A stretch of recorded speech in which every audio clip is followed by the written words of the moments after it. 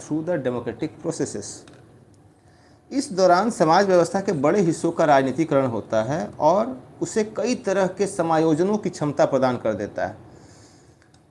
तो ये जो पॉलिटिसाइजेशन की प्रक्रिया है, ये एक तरीके से आप कह सकते हैं कि वह कैपेबल बनाता है इंक्लूजन के लिए।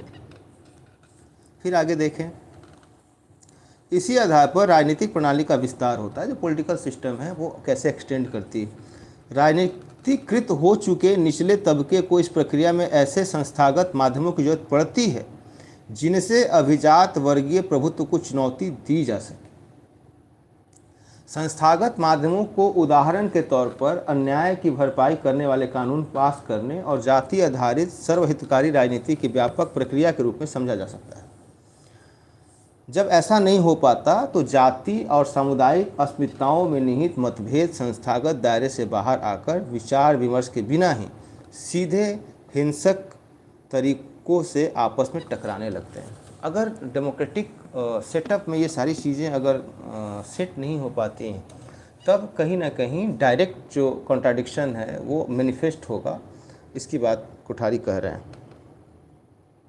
यही बात क्षेत्रीय मतभेदों के बारे में भी साबित हो सकती है। क्षेत्रीय मतभेदों का मतलब है कि जो रीजन के बेस्ड पे जो जियोग्राफिकल लोकेशन की बात हो रही है यहाँ पे, उसमें भी आप इस विमर्श को, उसमें भी आप इस मैकेनिज़्म को, इस मेथड को अप्लाई करके नतीजे प्राप्त कर सकते हैं। आगे वो कहते हैं कि राजनीतिक प्रक्रिया की इस असंख्य सांस्कृतिक अभिव्यक्तियों की चुनौती का सकारात्मक जवाब न देने पाने कारण राजनीतिक प्रभु वर्ग लोक लुभावनवादी और जनमत संग्रही राजनीति का सहारा लेता है। दैट मीन्स कि ये जो डिफरेंट आइडेंटिटीज़ हैं, ये जो डिफरेंट इंटरेस्ट हैं, जब इसको रिस्पॉन्ड नहीं कर पाती है प्रभु जाति, एलिट क्लास, जो राजनीति में अपने आप को ऊपर पाती है, जो राजनीति में ऊपर है, तब वो क्या करते हैं इसके रिस्पॉन्स में? जब वो इसका समायोजन नहीं कर पाते हैं, तब वह पॉपुलिस्ट पॉलिसीज़ पे अपना पूरा का पूरा ध्यान छोड़ देते हैं और करिश्माई और जो एक तरीके से कह सकते हैं हीरोइज़्म, उसको ज़्यादा प्रमोट करने की कोशिश की जाती है। इसके आगे देखें, तनाव पैदा करने वाली ये सभी प्रक्रियाएं और राजनीति की मध्यमार्गी भूमिका का ह्रास असल में मनमुटाव, संकीर्ण अलगाववाद और उसकी कोख से पैदा होने वाले विखंडन का बीज होते हैं।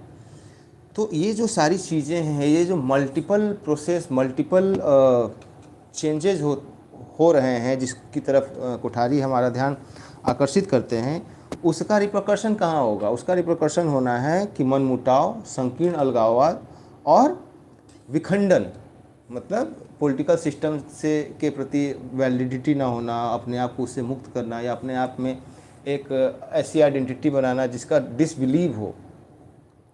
इसी तरह की लोक लुभावन नाटक की राजनीति अभिजात वर्ग की परस्पर सहमति और खेल के निश्चित नियमों पर आधारित राजनीतिक प्रक्रिया को भी नष्ट कर देती है। कोई भी राजनीतिक प्रणाली न्यूनतम मूल्यों और लक्ष्यों को मानने वाले आधिकारिक प्रभुत्व के बिना नहीं चल सकती। लोक लुभावनवाद जनता और अभिजात वर्ग दोनों की भूमिका को नष्ट कर देते हैं।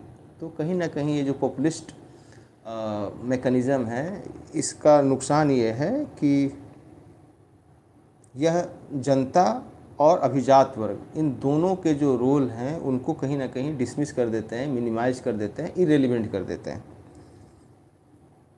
संसदीय लोकतंत्र या आर्थिक विकास से सर्वहितकारी न्याय अपने आप नहीं आ जाता।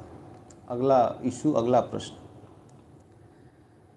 इसका राष्ट्रीय विकास की योजना और राज्य की ढांचे की प्रकृति में सचेत समावेश करना पड़ता है। दैट मीन्स कि जस्टिस जो है वो अपने आप डिलीवर नहीं हो जाएगा। वो डिलीवर तब होगा जब वो इंटेंशनली आप उसको इंक्लूड करें, इंटेंशनली उसका इंक्लूजन किया जाए, उस पर बात की जाए।